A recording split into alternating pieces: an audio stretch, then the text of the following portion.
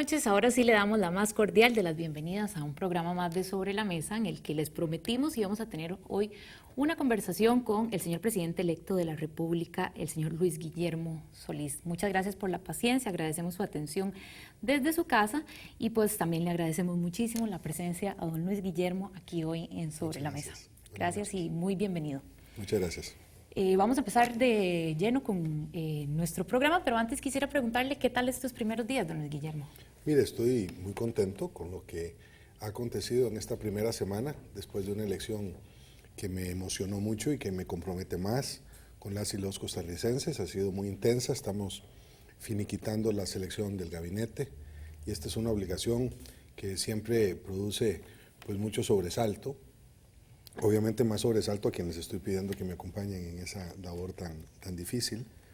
Y después estamos ajustando los tiempos. Parte de las razones por las cuales pido disculpas por el atraso de esta noche tiene que ver con esas responsabilidades ahora multiplicadas muchas veces que hacen que los días se vuelvan cortos, las noches largas y las madrugadas ínfimas. Pero muchas gracias por tenerme aquí, estoy encantado de estar No, gracias por acompañarnos, don Luis Guillermo. Para iniciar propiamente con este programa, le solicitamos a distintos colaboradores de la universidad, actores sociopolíticos, que nos ayudaran con algunas preguntas de interés. En primer lugar, hay una pregunta sobre transporte público que la formula don Eric Ulate, quien es presidente de la Asociación de Consumidores de Costa Rica. Vamos a ver la pregunta y ya regresamos con su respuesta.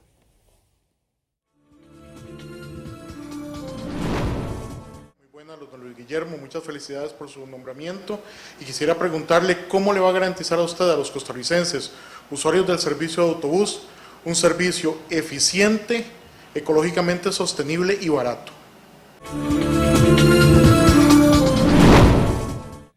¿Cómo garantizar entonces a la ciudadanía un servicio eficiente de bus barato, ecológicamente sostenible y de calidad? ¿Sí? Bueno, haciendo cumplir la ley. Se acaban de concesionar nuevamente las rutas de autobuses y de otras. En este gobierno tocaba hacerlo en el 2014, se decidió no dejar que el nuevo gobierno lo hiciera, sino el actual, y por lo tanto las rutas ya fueron concesionadas y lo que queda al nuevo gobierno es hacer valer que las disposiciones legales que permiten sancionar a quienes no cumplan con esos requisitos de calidad al menos, de oportunidad al menos, pues puedan ser llamados a cuentas. Por otro lado, creo que en materia de costos, ahí la situación se pone un poco más complicada, porque esto tiene que ver con el precio de los combustibles, tiene que ver con las tarifas que fija la ARECEP, y en esa materia hay alguna tela que cortar. La fijación de los aumentos y de los costos del transporte público, al igual que de otros servicios, podrían estar siendo afectados por los modelos tarifarios que usan la ARECEP. Eso indudablemente ocurre en materia eléctrica y tendremos que ver si ese fenómeno también aplica a combustibles, en cuyo caso tendremos que solicitar alguna explicación. En el plan rescate existe una propuesta de sectorización para el transporte público. ¿Esa es una propuesta perfectamente realizable en un plazo de 4 añes? Mire, es perfectamente realizable en 18 meses si tuviéramos la posibilidad de contar con el tren, que también se puede construir en poco tiempo. Esta no es una propuesta que está en el plan rescate, pero mal haría yo en atribuírmela como una propuesta original. Tiene ya los estudios de factibilidad hechos por Recope, forma parte del entramado de transporte público masivo que está considerado por varios estudios. El Frente Amplio y otros partidos políticos han avanzado también propuestas en el mismo sentido en la Asamblea Legislativa. Es cosa de encontrar la plata para hacer el tren eléctrico y ponerlo a funcionar. Me parece que es perfectamente realizable en poco tiempo. Bien, vamos con la segunda pregunta. Pregunta Eva Carazo de la Alianza de Redes Ambientales. Vamos a ver la pregunta. Hola, don Luis Guillermo, soy Eva Carazo de la Alianza de Redes Ambientales. El tema energético es probablemente de los más complejos de la agenda ambiental nacional. En este momento el ICE evalúa 60 proyectos hidroeléctricos privados, sin contar los propios y los que desarrollarían cooperativas, y estarían abarcando prácticamente todas las cuencas del país, en algunos casos además afectando la posibilidad del agua para consumo humano. Queremos saber cuáles son los mecanismos de coordinación y diálogo con las organizaciones y comunidades alrededor de este tema y en especial cómo piensa vincular las preocupaciones de las comunidades amenazadas por represas hidroeléctricas con su ofrecimiento de disminuir los precios de la electricidad y con las presiones por aumentar la generación privada. Dos preguntas hace Eva Carazo: mecanismos de coordinación y diálogo con comunidades, ¿cuáles? Y cómo resuelve su promesa de disminuir el precio de la electricidad de manera que se concilien los intereses de las comunidades con la pretensión de aumentar la generación privada de electricidad. Bueno, primero dos temas de principio, y creo que esto debe quedar claro. Me he comprometido con una reforma constitucional que convierta el agua en un derecho humano y un bien que se proteja constitucionalmente, preferentemente para el uso humano. Y esto lo digo porque es una aspiración de larga data del Partido Acción Ciudadana y de otros partidos políticos. El Frente Amplio también promovió una reforma en ese mismo sentido que yo apoyo. Esto lo digo porque muchos de estos proyectos que se están evaluando de parte de Setena son proyectos de generación hidroeléctrica a filo de agua, que son los que tienen más impacto sobre las comunidades, pero no todos lo son. También hay eólicos, también hay solares, también tiene que ver con bagazo de caña, en fin, una serie de procedimientos que no tienen que ver con el agua. Respecto del tema de la electricidad, yo lo que he dicho es lo siguiente. Los precios actuales de la electricidad, yo no estoy convencido que tengan que ver necesariamente con la generación de más energía privada. Quiero que me convenzan de esa tesis. Pero lo que sí creo es que hay que bajar los precios de la luz.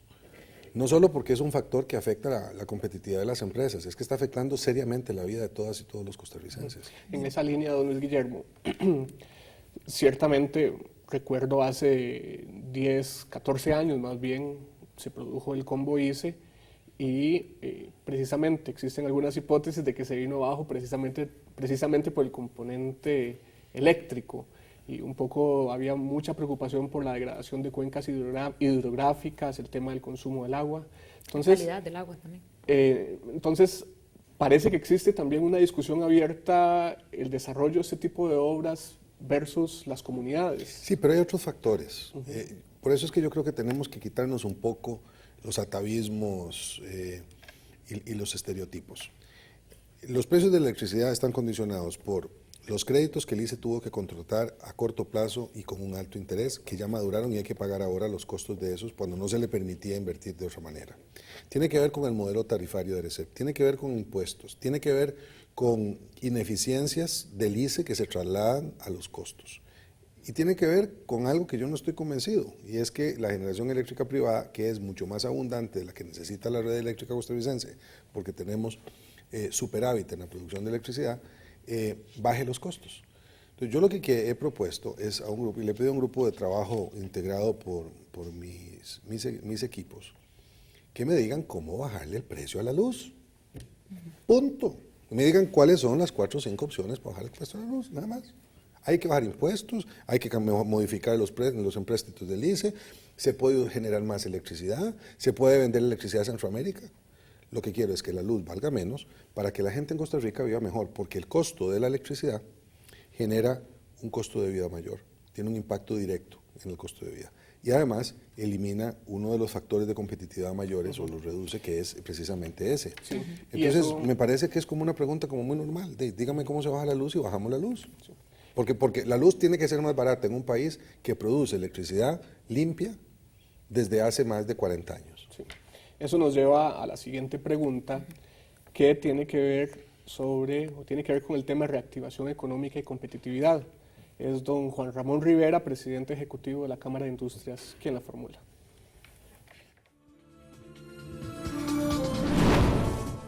Don Luis Guillermo, el 90% de las empresas costarricenses son pequeñas y medianas empresas.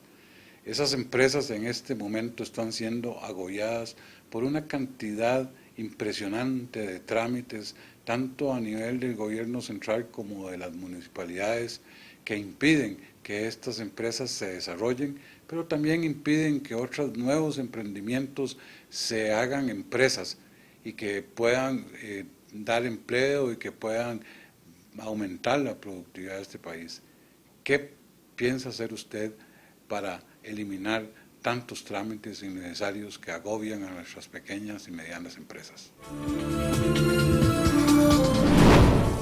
Bien, son dos grandes temas, simplificación de trámites y pymes. ¿Cómo se resuelve? Bueno, yo creo que tiene razón don Juan Ramón. Y una abundancia, una sobreabundancia de regulaciones no necesariamente garantiza ni que se esté respetando la naturaleza, ni que se esté garantizando la pulcritud en los procedimientos, ni que se vuelva más eficiente la administración. Hay una serie de nudos que han sido ya identificados por distintos ministerios que hay que desatar para que fluya más rápidamente el proceso de creación de empresas que, dicho sea de paso, permite que se genere mejor empleo, mayor empleo, y por esa vía que se mejore la condición de vida de mucha gente. Yo creo en la regulación del Estado, creo en un Estado fuerte y creo que el Estado interviene en preservación del bien común. Pero muchos de los fenómenos que vemos están teñidos además de corrupción. Entre las pocas cosas que he aceptado del Partido Libertario como una tesis que debe ser estudiada es aquella de que donde hay permiso hay chorizo. Se ha convertido ya el permiso abusivo, innecesario, en una fuente de corrupción que hay que eliminar. Allí donde se esté produciendo, hay otras cosas que son muy importantes, hay que tener mucho cuidado, por ejemplo, con la regulación respecto de temas ambientales. Y sobre pymes, ciertamente, es una de las cosas que hay que corregir porque hemos estado utilizando un modelo que ha preferido, alegando la competitividad de las empresas, la eliminación de estas y la promoción de la gran empresa transnacional, lo cual a mí me parece que es equivocado. Y don Luis Guillermo, ¿cuáles controles son los que deben permanecer? Porque no se trata de desaparecer los controles. No, y los habrá muchos. Yo creo que en este caso no se pueden hacer generalizaciones, ni para quitarlos ni para ponerlos. Hay que tener los controles que se necesiten para garantizar la calidad de los servicios, la preservación del ambiente, la salvaguarda del bien común, y también la eficiencia de las empresas. Me parece que en ese sentido hay que buscar racionalidad y eficiencia en la forma como estos permisos, estos trámites se plantean. Y dicho sea de paso, como bien lo señalaba don Juan Ramón, tanto en lo que toca al gobierno central como a los gobiernos locales. ¿Cómo se resuelve? Porque ese es uno de los asuntos, llamémosle, complicados. El régimen municipal es autónomo. Totalmente. ¿Qué tipo, digamos, de iniciativas o de instancias se pueden emprender, se pueden realizar precisamente para poder alinear este afán de simplificación de trámites en ambos espacios, Poder Ejecutivo y régimen municipal? Es un trabajo complejo que requiere mucho diálogo, que requiere mucho diálogo no solamente político, sino también tecnológico, porque se podrían incorporar en una red adecuada de orden cibernético y por medio del uso de recursos electrónicos ya muy generalizados, esos diálogos institucionales que permitirían, por ejemplo, que muchos de los papeles que piden las municipalidades puedan conseguirse en línea directamente en las entidades del gobierno central. Es complicado, no es sencillo, hay muchas municipalidades que no cuentan con esos recursos tecnológicos y no todas las entidades del gobierno central están en posibilidad de ofrecerlos. Es decir, esto es un proceso, no se agota en un acto y requiere el apoyo de mucha gente. Vamos a pasar a la siguiente pregunta, tema Limón, la provincia caribeña, y pregunta a Luis Guillermo Rodríguez, presidente de la Agencia para el Desarrollo de Limón.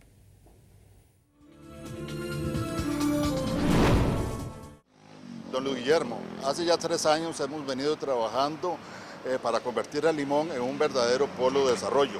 Se cuenta ya con proyectos de inversión pública y privada por más de 5.000 millones de dólares.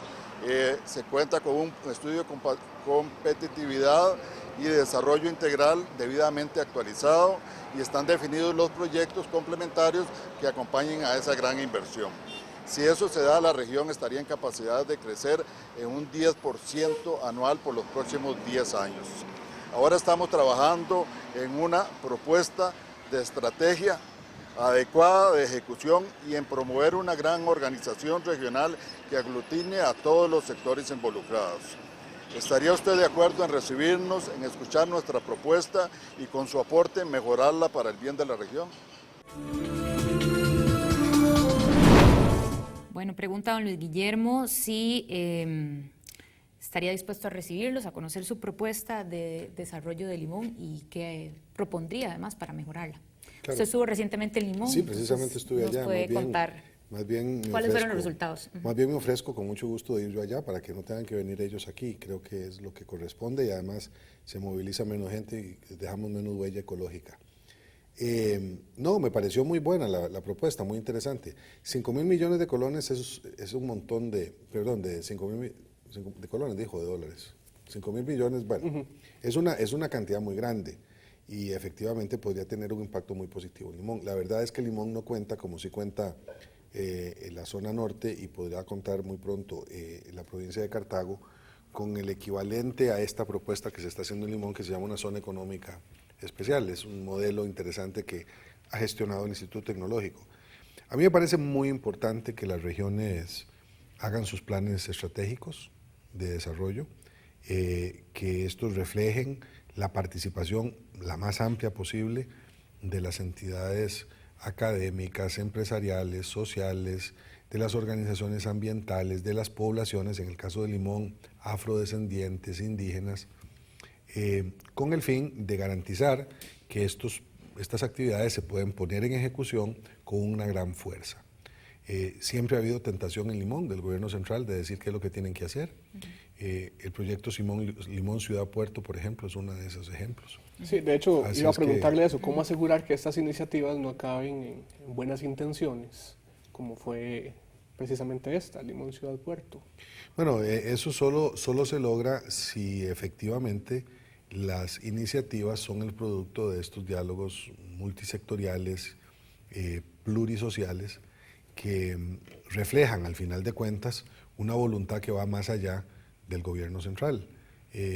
Y tiene, me parece que tener un gran arraigo, porque también es cierto que la provincia de Limón se dice fácil, ¿verdad? Y es una provincia muy grande, con realidades muy diferentes. No es lo mismo el Limón de la costa sur del Caribe, de la zona de Talamanca, que el Limón de Guapiles, Guásimo y Matina, ¿verdad? O Las Barras. Entonces, articular esa propuesta de manera ordenada y realista es complicado. Don Luis Guillermo, usted ya se pronunció con respecto al tema de APM Terminals. Sin embargo, el PAC ha sido muy criticado por su oposición a la Ruta 32. ¿Cuál es su criterio en estos dos temas para quien de pronto no Mire, los sobre conoce? APM yo lo que dije es que no tenía otra opción como presidente que respetar la seguridad jurídica y que si hay un contrato que está refrendado por las entidades que correspondan y todos los demás permisos que corresponden también están aprobados, pues hay que darle curso, hay que respetarlo. No puedo lesionar este contrato y no dejar de lesionar eventualmente otros. No quisiera entrar en una dinámica en donde se ponga en tela de juicio la seriedad del gobierno con respecto a los contratos, pero también he dicho, uno, que los contratos tienen que ser respetados escrupulosamente y dos, que en el caso de este contrato hay temas que están pendientes en la Setena y en otros estrados judiciales, entonces que hay que esperar para dar por finiquitado el tema del contrato de APM Terminals. Mientras esos procesos estén abiertos, pues todavía no se puede dar por terminada el debate. Y sobre la Ruta 32, considero que es una ruta estratégica para el país, es muy importante, me gustaría verla terminar en Limón, no solamente en Moín, hay 8 kilómetros que hay que construir, pero además hay que hacerlo con un contrato transparente que garantice que los problemas que hemos encontrado en otros contratos suscritos por esta administración, como por ejemplo el de la carretera Alajuela-San Ramón o en su momento el de la Ruta 27 o la misma Trocha o el contrato de APM Terminals no se producen en este caso, porque después estamos lamentando los términos en que el contrato fue suscrito y lo que queremos es una ruta que se haga rápido, bien, para beneficio de las y los limonenses y del país, porque es estratégica para el país, y con un contrato que esté blindado a prueba de balas, un contrato bien hecho, negociado a tiempo, responsablemente, por personas que técnicamente están capacitadas para hacerlo. Ok, queda claro. Bueno, con esto damos por finalizado este primer bloque. Vamos a una pausa y ya regresamos. El día de hoy estamos conversando con el presidente electo, don Luis Guillermo Solís Rivera. Vamos a una pausa y ya regresamos.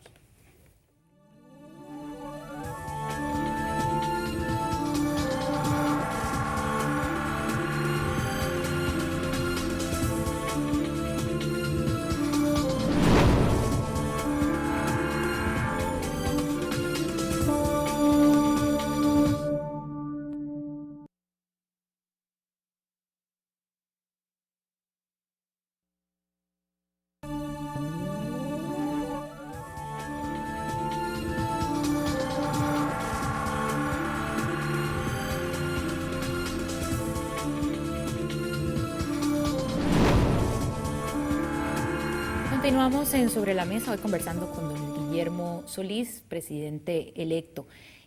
Agradecemos su sintonía y que nos siga acompañando, y también agradecemos a toda la gente que nos está haciendo sus comentarios a través de las redes sociales, Facebook y Twitter. Búsquennos como Sobre la Mesa UCR si todavía no lo han hecho, y déjennos sus comentarios y preguntas, porque el tercer bloque será dedicado a responder estos mensajes. Pero antes tenemos un segundo bloque en el que el señor rector de la Universidad de Costa Rica, el doctor Henning Jensen, conversará con don Luis Guillermo Solís. Así que sin más demora, le doy la palabra al señor rector.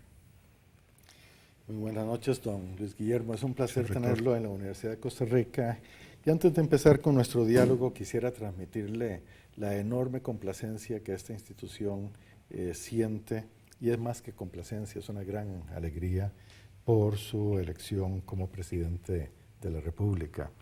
Es una elección que honra a la Universidad de Costa Rica, pero que también despierta en ella, en toda la comunidad universitaria, una gran expectativa y esperanza para que este país, nuestro país, sea gobernado de una manera honesta, transparente, y que nos acerque a todos los costarricenses a la realización de nuestros más profundos anhelos. De manera que para mí es un verdadero honor conversar esta noche con usted. Usted ha propuesto un plan rescate.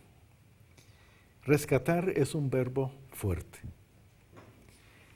Y quisiera leerle una de las acepciones que tiene el diccionario de nuestra lengua. Dice que rescatar es liberar de un peligro, daño, trabajo, molestia, opresión. Se encuentra Costa Rica en un peligro tan grande que requiera entonces ser rescatada. Muchas gracias por su pregunta, señor rector. Permítame también expresarle cuán honrado me siento de ser un hijo de esta universidad y llegar a ejercer este cargo que el pueblo me ha asignado en esa condición. Para mí, pocas alegrías hay tan grandes como el reconocerme universitario, y que es una condición que me honra mucho. La verdad es que cuando uno ha sido alumno y también funcionario de esta universidad, uno aprende a valorar en su entera dimensión el extraordinario aporte que muchas generaciones de costarricenses han hecho para tener esta casa de estudios en la situación que la tenemos hoy, como una verdadera joya de la cultura y de las ciencias de nuestro país. Así es que yo también reciproco los sentimientos de cariño, de afecto y de respeto por esta institución a la cual espero también servir mucho como presidente, y que no se haga en mí aquel refrán popular de que no hay peor cuña que la del mismo palo. Esperemos que sea todo lo contrario. Será todo lo contrario. Sobre su interesante pregunta, cuando estábamos discutiendo precisamente la elaboración del plan rescate, se produjo una discusión entre quienes queríamos utilizar la palabra rescatar, el concepto rescatar, y quienes hablaban de salvar, el plan de salvamento de Costa Rica, salvar a Costa Rica. Bueno, primero hubo una discusión en torno a las connotaciones religiosas que podían complicar el debate con respecto a ese concepto. Y quienes finalmente prevalecimos con la utilización de rescate, estábamos pensando ciertamente en los peligros y las acechanzas que tiene esta Costa Rica, que ha sido muy exitosa en proponer durante muchas décadas un modelo que, sin ser perfecto y requiriendo ser perfeccionado, representaba un equilibrio adecuado entre crecimiento y justicia, al menos en los procesos que derivaron de las grandes reformas sociales del año 40, incluida, por supuesto, esta universidad. También concordábamos, señor rector, que no había un peligro inminente de perder al país, es decir, que rescatar no conllevaba necesariamente la admisión de que estábamos ya en un punto de no retorno, sino todo lo contrario, que ese rescate constituía una parte de un proceso que todavía era factible o hacía factible la concreción de ese rescate en condiciones de tranquilidad social, de respeto a la institucionalidad democrática y en un marco de una economía de mercado normada, regulada por un Estado responsable. Ese fue el contexto más o menos en que surgió ese concepto que yo creo que sí refleja adecuadamente el estado en el que se encuentra el país. He de decirle que quizá en un sentido bastante menos filosófico, en los días previos al fin de la campaña, me refería al estado en que recibiría Costa Rica como la de una finca encharralada, que creo que también refleja esa preocupación sobre el rescate mismo. El plan rescate tiene 3 pilares fundamentales. Uno de ellos es la lucha contra la corrupción, el segundo el crecimiento económico y el estímulo a la producción, y finalmente la reducción de la desigualdad y la eliminación de la pobreza extrema. Este plan rescate, ¿cómo va a ser puesto en marcha? Bueno, en realidad, por medio de las instituciones públicas, utilizando el presupuesto que al efecto dispone el Estado costarricense, y a partir, esperamos, de una conducción mucho más rigurosa de los afanes de esas instituciones del Estado. Esto lo digo porque, si bien es cierto, siempre faltarán recursos, señor rector, para acometer las labores que son propias del gobierno. Nosotros pensamos que hay mucha más plata disponible de la que pareciera y que en buena medida esos recursos están siendo muchas veces utilizados de manera ineficiente hasta tal punto que no solamente ha vuelto disfuncional al Estado mismo en muchos de sus programas, sino que casi esa ineficiencia es tan corrupta como la corrupción tradicional misma.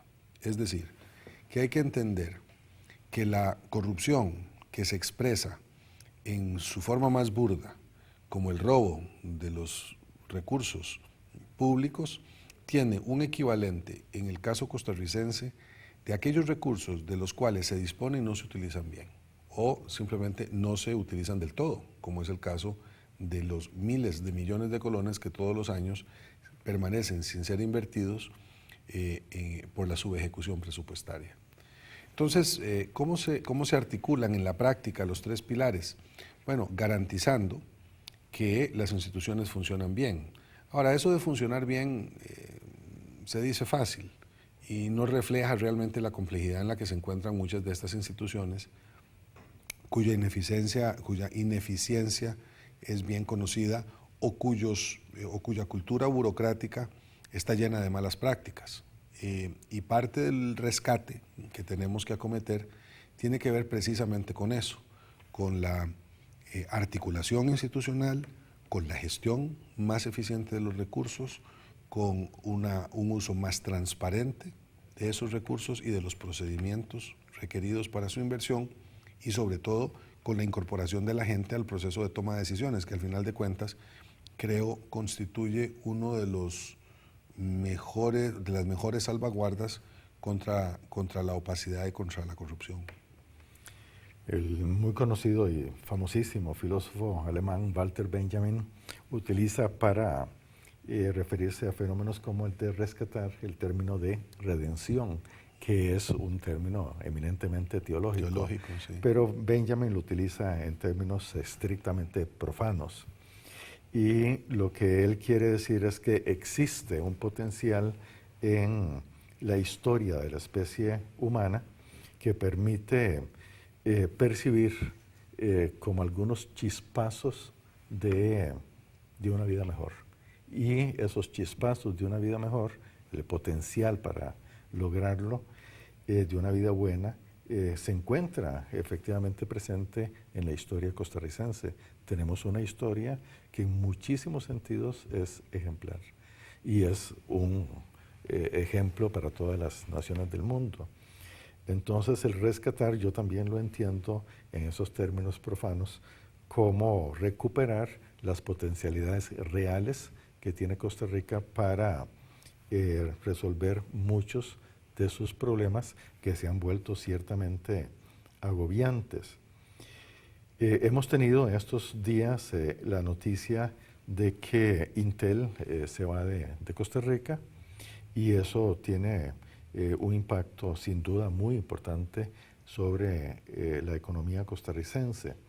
Y uno de los aspectos que usted señala en el plan rescate es lograr mayores encadenamientos entre la vida productiva costarricense y aquellas empresas que a lo largo de los últimos años han invertido en nuestro país.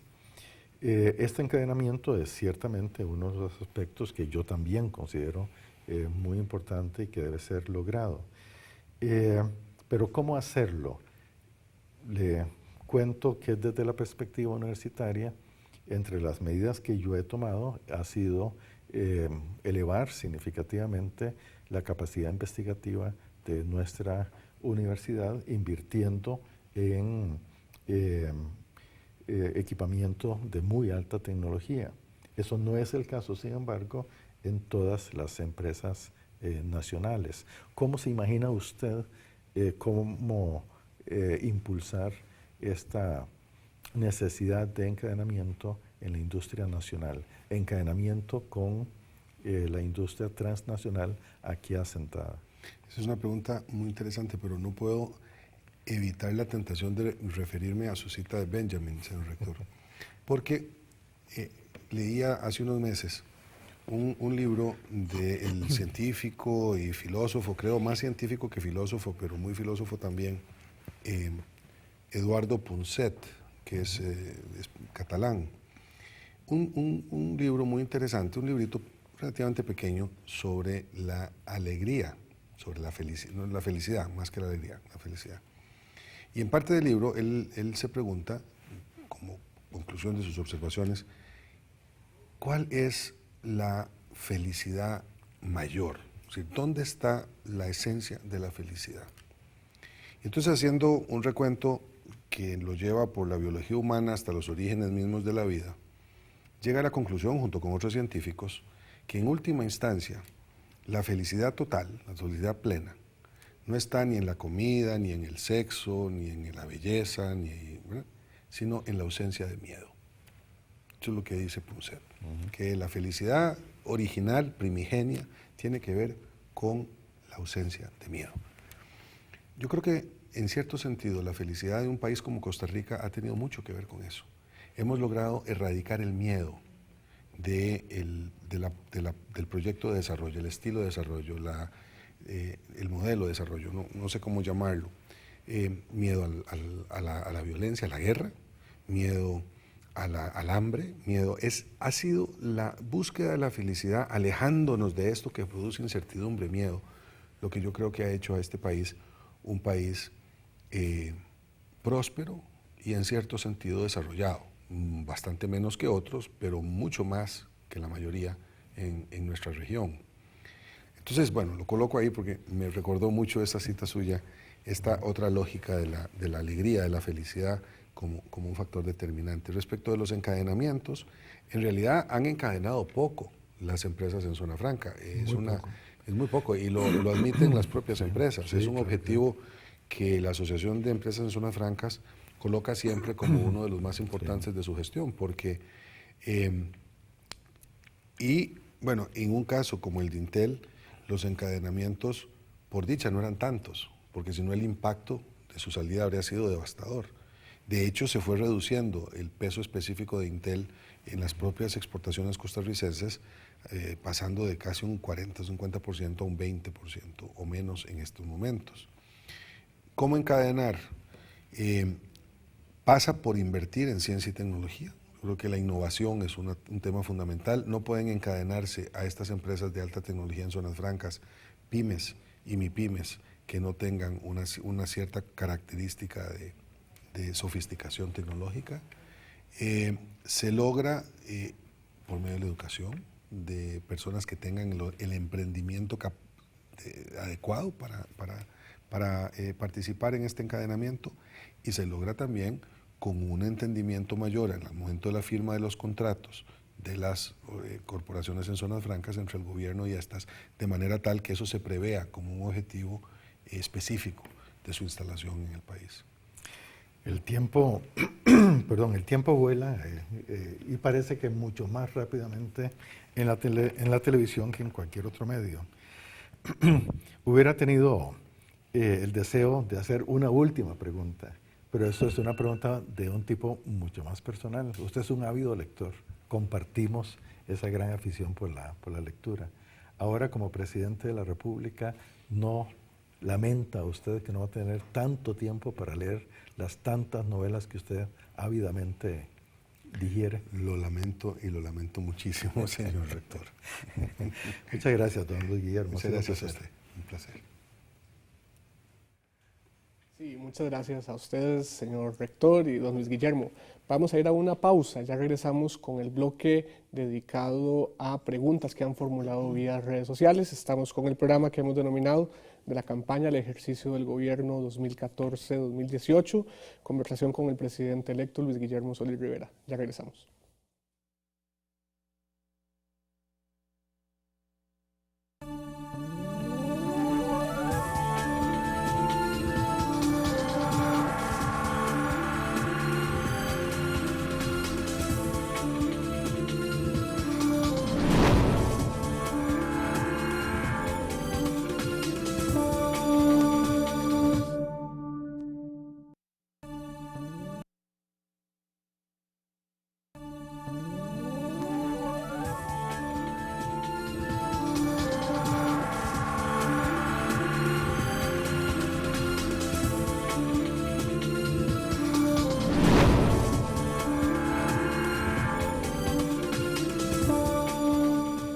Estamos conversando el día de hoy con el presidente electo de la República, don Luis Guillermo Solís Rivera, en este tercer bloque del programa que hemos dedicado a esta conversación.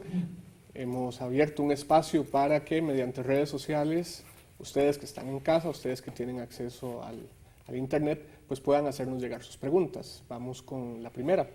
Natalia. Sí, es Niena. Nos pregunta acciones para controlar decisiones ministeriales. Bueno, esa es una muy buena pregunta. Estamos utilizando en la planificación de las acciones del gobierno una herramienta que va a permitir al presidente saber en un pantallazo cuál es el estado de los proyectos y llamar a cuentas a los ministros y ministras, de manera tal que se garantice que las acciones de ese ministerio están de acuerdo a los tiempos que el programa indica. Yo espero que eso funcione. Me encantaría levantarme todas las mañanas y poder tener un pantallazo y en 12 pantallazos ver por lo menos la mitad de los ministerios y los 12 pantallazos en la tarde ver la segunda mitad. Bueno, eso también pasa por la selección del gabinete que se está realizando. Sí, bueno, para que no sean ministros y ministras conchudos que llaman, de manera tal que trabajen y lo hagan bien. Espero que, y estoy muy confiado de que el gabinete que se seleccione en los próximos días sea de ministras y ministros comprometidos que no requieran que el presidente le jale las orejas. Sí. Bueno, mucho se ha dicho, o existe la sensación de que el empleado público tiende a no ser eficiente, por decirlo así. Entonces, Gastón García nos pregunta mediante la red Twitter, ¿cómo lograr que el empleado público se espabile, le ponga ganas y dé lo mejor de sí? Bueno, yo creo, le digo a don Gastón, que muchos empleados públicos son muy buenos, muy eficientes y muy comprometidos. Hay otros que no. Yo en esto creo que hacer generalizaciones puede ser injusto, pero para quienes no sean eficientes, no estén despabilados y no hayan entendido que la excelencia en el servicio público es una condición necesaria para garantizarle el servicio al ciudadano y a la ciudadana, que es quien paga sus impuestos y por lo tanto nos da los sueldos a quienes servimos en el Estado, pues habrá que llamarles la atención utilizando los mecanismos que la propia Ley de Administración Pública prevé y que son aquellos que, entre otras cosas, deberían utilizarse para fijar las anualidades. Las anualidades no son un derecho adquirido en el sector público, son resultado de evaluaciones consecutivas muy buenas o buenas, las que le permiten a un empleado tener esa condición. Entonces, pues otra vez, aunque suene raro, hacer cumplir la ley es una de las pocas formas como se Uno de los componentes del programa de gobierno es la alegría, ciertamente. ¿Será que también, como dentro de la administración pública, puede existir alguna dosis de, no sé si decir desmotivación más bien, Sí, que sí, se reconoce? yo creo que la motivación es al final la mejor forma de resolver los problemas de la administración pública remolona, ¿verdad? Que la gente sienta que su trabajo es reconocido, que el empleado público mire a un cliente, a nosotros, ciudadanos y ciudadanos, satisfecho, y que el ciudadano y la ciudadana vea en el funcionario público y en la institución pública un espacio donde los problemas se resuelven y en donde su vida se vuelve más fácil, no más difícil. También a través de Twitter, Diego Fernández nos pregunta cómo llevar mejores oportunidades a la periferia para disminuir la desigualdad con respecto a la región central. Esta es una pregunta clave, me parece. Yo dije durante el tiempo de campaña que una de las cosas que había que hacer era intervenir fuertemente desde el Estado en algunos territorios que estaban muy excluidos. Y el territorio de Punta Arenas, especialmente el cantón central de Punta Arenas, es uno en donde, por ejemplo, el gobierno va a tener que hacer un esfuerzo particular. Yo no digo que para intervenirlo en un sentido arbitrario, pero sí para forzar la mano de manera tal que programas importantes de la administración se ubiquen allí de manera preferente. ¿Cómo cuáles? Por ejemplo, Red de Cuido. Es un tema básico si queremos que las mujeres puntarenenses puedan salir a trabajar. Nada hacemos, sin embargo, con Red de Cuido si no hemos reactivado Zona Franca en Punta Arenas, por ejemplo, que es una oportunidad que existe para la generación de trabajo en cantidades suficientes para atender a esa población. Podemos mover en otros sentidos también, ¿verdad? En un sentido del turismo, en fin, pesca, artesanal, semi-industrial. Educación. Pero mire usted qué curioso, Luis Emilio, en el Cantón Central de Punta Arenas, la Universidad de Costa Rica tiene una sede, y muy buena, y desde hace muchos años. ¿Y qué es lo que pasa? Y sin embargo, las condiciones no parecieran mejorar por esa razón, podrían ser peor, ciertamente, si no tuviéramos a la Universidad de Costa Rica en su sede del Pacífico. Pero evidentemente no hay condiciones para que muchos graduados y graduadas de esa sede se queden en Punta Arenas y probablemente se están yendo a otras partes del país. ¿Tiene que ver con empleo?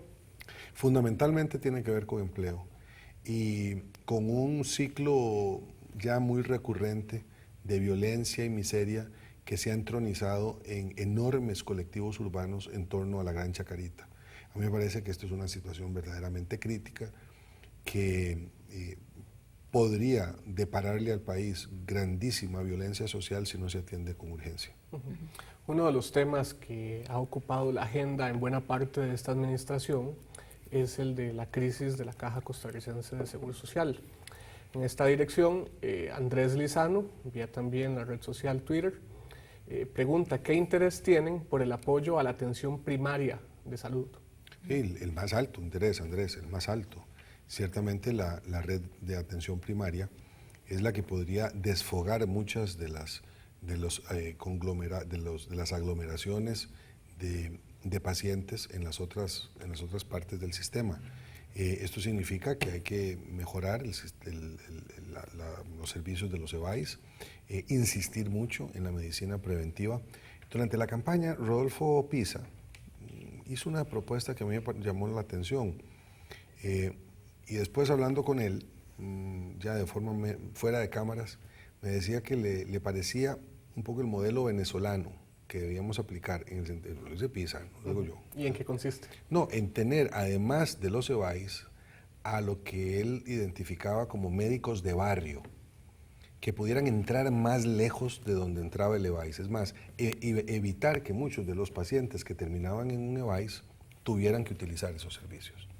Era una suerte de médico de familia que con un equipamiento básico y dependiente del EVAIS entrara a los lugares de los barrios donde más necesidades había para que esas personas no tuvieran que desplazarse al EVAIS y que realmente se empezara con el primer nivel de atención en ese punto más remoto de la comunidad donde tantas necesidades existen. Me parece un concepto interesante. No, y ciertamente este primer nivel de atención es fundamental, es crítico para la salud.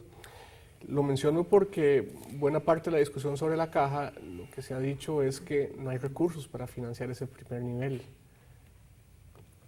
¿De dónde se podrían obtener precisamente para poder mejorarlo y convertirlo en una primera, ¿qué ¿Qué se puede decir? Una primera acción preventiva casualmente en materia. Bueno, sobre los recursos del Estado, yo estoy convencido que en el segundo año de la administración, cuando empecemos a implementar un nuevo plan tributario, podremos reforzar mucho ese rubro.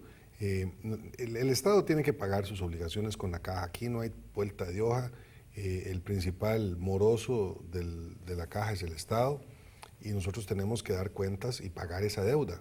Si eso no se paga, pues no va a haber recursos para que la caja funcione, pero no va a dar tampoco con lo que el Estado le debe. Hay que incluir ahí los morosos, los patronos morosos y también, ciertamente, reforzar los presupuestos de la caja con un nuevo recurso tributario que en nuestra propuesta se empezaría a cobrar después del segundo año, una vez que hayamos recogido mejor los impuestos que ya existen, invertido mejor los recursos que ya tenemos y luchado contra la corrupción de manera fehaciente. José Pérez nos pregunta a través de Twitter, ¿cuál sería el futuro en su administración de Recope, el Servicio Civil, el IFAM y otras que no aportan nada y gastan millones, dice José? Sí, bueno, yo no sé si no aportan nada, o sea, me parece que, o aportan nada, me parece que sí aportan, pero en todo caso, la eficiencia del Estado es una obligación, eso no es un asunto, no es un valor al cual uno deba desdeñar por razones ideológicas o lo que sea, como si trabajar duro y trabajar bien y ser eficientes y garantizar beneficio al país fuera una mala cosa. Yo creo que aquellas instituciones que no trabajan bien deben de ser reformadas y que debemos garantizar en todo caso que cualquiera de estas instituciones, incluidas algunas que no parecieran necesarias o que puedan resultar contradictorias, eventualmente puedan transformarse en otra cosa. Tal sería el caso del IFAM, por ejemplo. ¿Y cómo se haría esta evaluación en su gobierno de cómo anda la cosa? ¿Cuáles instituciones están trabajando? Pues mire, el Ministerio de Planificación y Política Económica yo espero que asuma en mi gobierno un papel que no ha tenido en mucho tiempo, precisamente para hacer ese tipo de valoraciones. Esa es una forma. La otra forma es acometiendo una reforma muchísimo más profunda del Estado y una reingeniería del Poder Ejecutivo y de las instituciones autónomas. No creo que lo favorezca mucho durante mi administración, no voy a tener tiempo y hay que escoger. Y yo no he escogido la reforma del Estado como mi prioridad. Creo que habrá otros gobiernos después del mío que podrán precisamente, si dejo el país en mejores condiciones, acometer esa tarea que es muy grande y muy difícil de manera más eficaz. Eso lo digo a propósito de los grandes compromisos nacionales que nos vamos a tener que acostumbrar a hacer a partir de ahora. Creo que tenemos tiempo quizás para un par de preguntas más.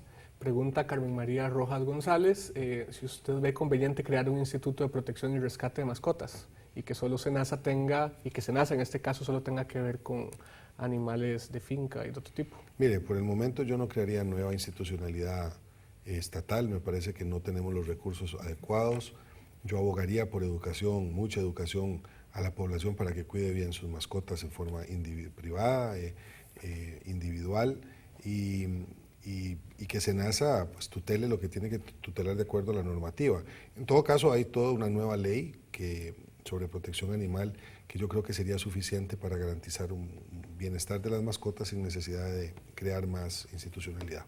Se nos acaba el tiempo, don Luis Guillermo, pero no quisiéramos terminar el programa sin preguntarle, ¿hay alguna pregunta que usted hubiera querido que le hicieran a lo largo de esta campaña o en estos días y que no le han hecho todavía? Pues mira que me han hecho tantas que no me han hecho falta las que no me han hecho, pero estoy seguro que quedarán muchas en el tintero y que a lo largo de los próximos 4 años tendré que contestar con verdad, con honestidad y con sinceridad a mis jefes, que son todas y todos los costarricenses. Muy bien, terminamos entonces así el programa. Le agradecemos nuevamente haber estado con nosotros y le deseamos el mayor de los éxitos en su gestión por el futuro de nuestro país. Muchísimas gracias, muy buenas noches. Quedan abiertas las puertas de la Universidad de Costa Rica para cuando tenga gusto acompañarnos. Muchas gracias, así lo sé. Llegamos así al final de Sobre la Mesa, agradecemos su compañía, nos vemos en 8 días con algún otro tema de interés nacional e internacional aquí en Sobre la Mesa. Buenas noches.